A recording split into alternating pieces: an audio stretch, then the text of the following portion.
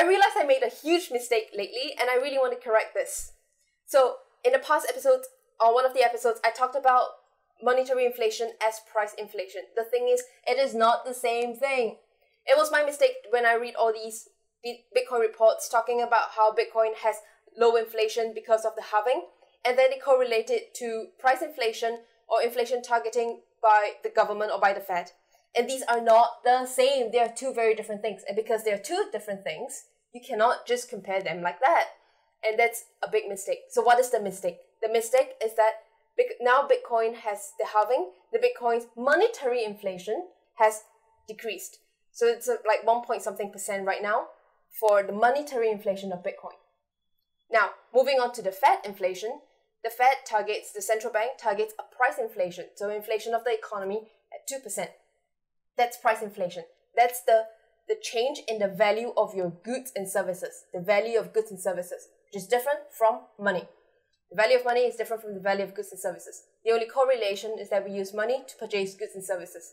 But the correlation might or might not be that strong.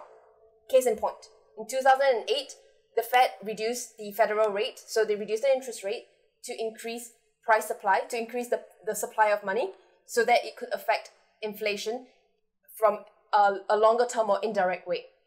But did we see inflation? No, we did not. We did not see price inflation in 2008 as high as the reduction in Federal Reserve rates.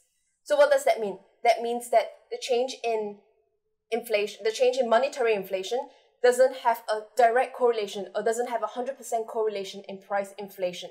So my mistake is that, one, price inflation and monetary inflation, not the same.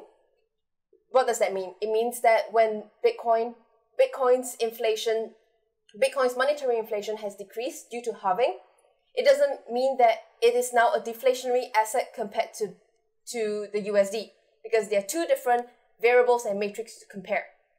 The second, monetary inflation doesn't always result in price inflation. Case in point, 2008, the Federal Reserve reduced its rates. We didn't see that strong price inflation. So